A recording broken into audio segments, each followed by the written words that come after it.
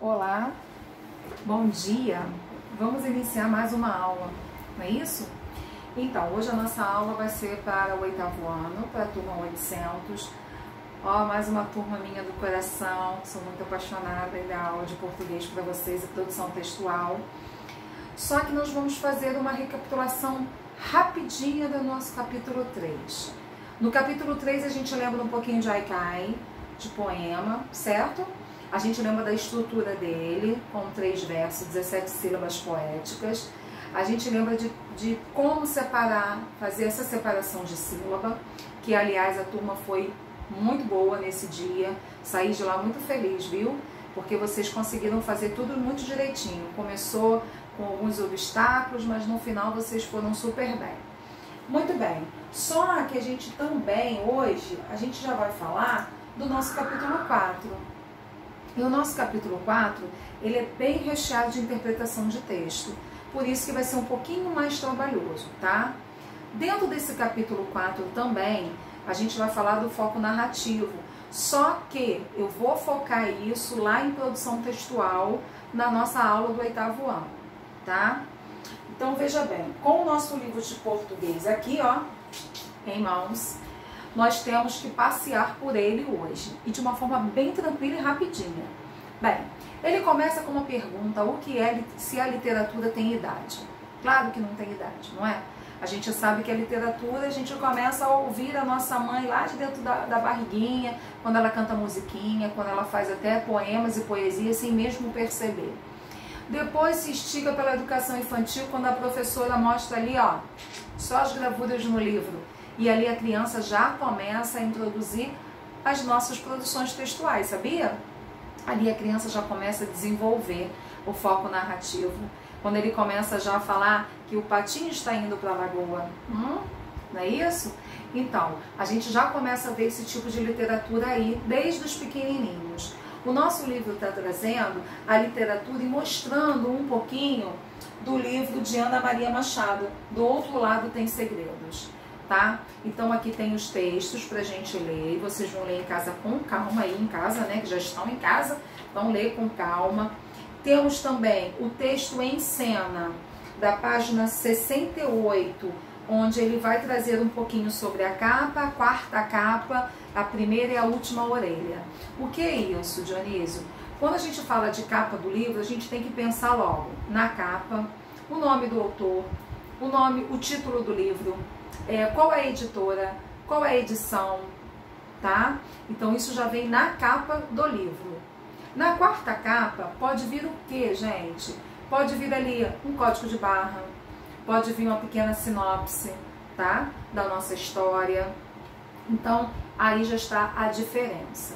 Quando a gente fala de primeira e última orelha, nessas orelhas do livro é que vem a biografia do autor, que vem algumas citações, que vem ali uma dedicatória, que vem falando também um pouquinho sobre a vida de algum personagem em si, para dar mais ênfase.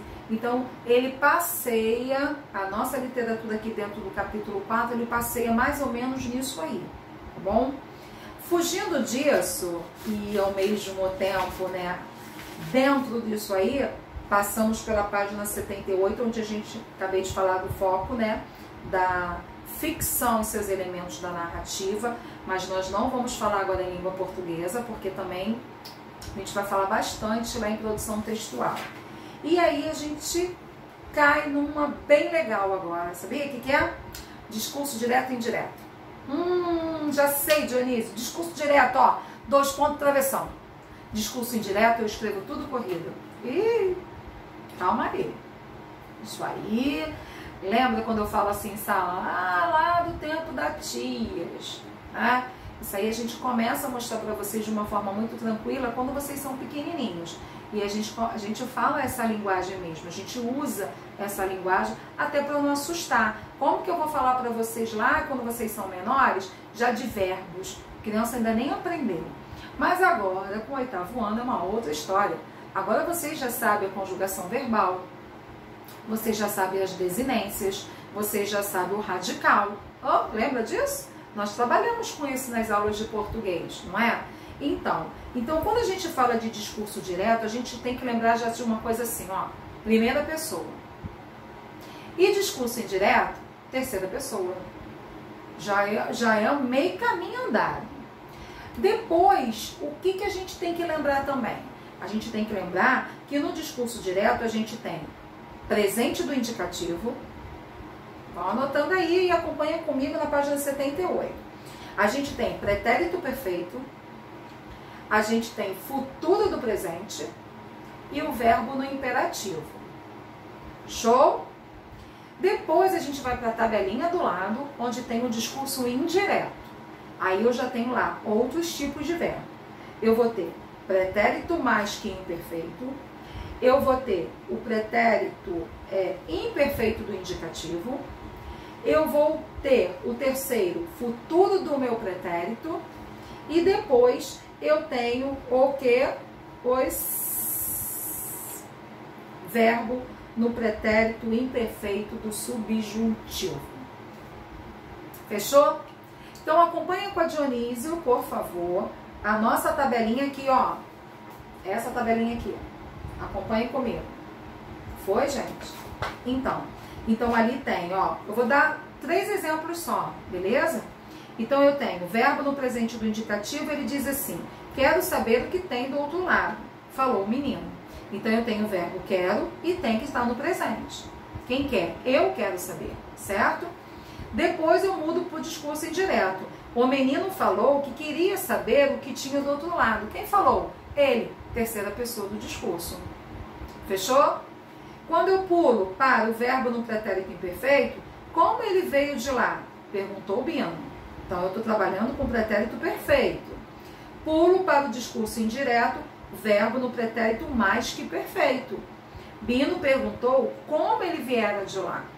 E Bino perguntou como ele tinha vindo de lá. Então nós temos aí essa tabela, tá? Que é um recurso bem bacana para vocês. E aí nós temos a atividade da página 78 até a página 80, que vocês vão estar fazendo e colocando as respostas e mandando via e-mail para mim, que o e-mail já está linkado também lá com o roteiro de estudos que vocês receberam. Ok, gente? Então, na questão número 1, eu vou resolver a questão número 1 com vocês, só para a gente poder ter um pouquinho disso aí. Então, olha só, quando a gente fala, veja bem assim, ó, número 1, aqui embaixo da tabela, tá vendo? Então, diz assim, ó, comente a estrutura típica do discurso direto no trecho a seguir. Aí ele diz, Bino respirou fundo e perguntou, e do outro lado, seu Mané Faustino? O que ele quis dizer com isso? Então, presta atenção na pergunta. Comente a estrutura típica do discurso direto. Eu já estou mostrando que é um discurso direto. Teve 2 pontos e teve travessão. O travessão. Bino respirou fundo. Então já mostra aí a inquietação do personagem. Ele já está inquieto quando ele respira fundo para fazer essa pergunta, tá? Então já é uma das respostas. Então a identificação do personagem e de como a fala acontecerá. Esse tempo dele psicológico, quando ele respira fundo, sabe? Isso aí é que é a terceira nossa resposta. E o verbo de elocução, perguntou, né? Ele fala assim, ó, Bino respirou fundo e perguntou. Então, ele pergunta, além dele fazer todo o psicológico dele, né?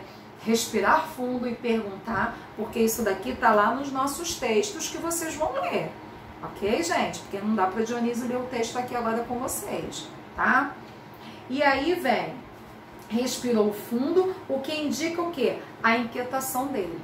Então, há essa locução aí, essa elocução ao fazer a pergunta, perguntou.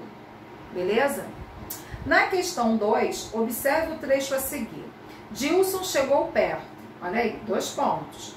O que há? Pensando na morte da bezerra? Ah, não enche, Dilson. Depois de algum tempo em silêncio, o próprio Bino é que puxou o papo. Como é que pode, né? Tem tanta coisa no mar, a gente olha assim, vê só um monte de água com espuma, mexendo, cada dia de cor diferente. mas tem muita coisa que a gente não vê. Aí vem a perguntinha do pontinho, que os demais vocês vão fazer aí, beleza? Aí vem assim: quais marcas da linguagem oral podem ser identificadas na segunda fala de Bino? Ah, qual é, gente? É a contração né. Quando ele fala não é, então, aí ele está puxando o registro da escrita da fala, que apresenta a reticência e que ainda indica uma suspensão após a declaração genérica.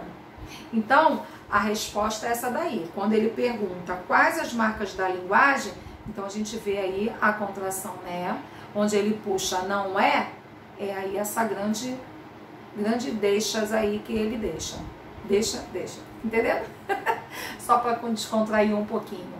Galera, olha só, espero que vocês tenham gostado um pouquinho da nossa aula, né? É bom para a gente poder estar fazendo esse link aí.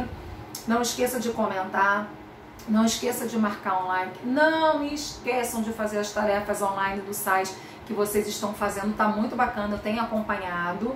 Depois vai vir uma grande surpresa aí para vocês quando a gente retornar. Vocês sabem que Dionísio não dá surpresas legais, leva surpresas legais para vocês, então continuem fazendo. E não esqueçam, tá? Estamos na linha de frente da educação. Um grande beijo e até a próxima aula.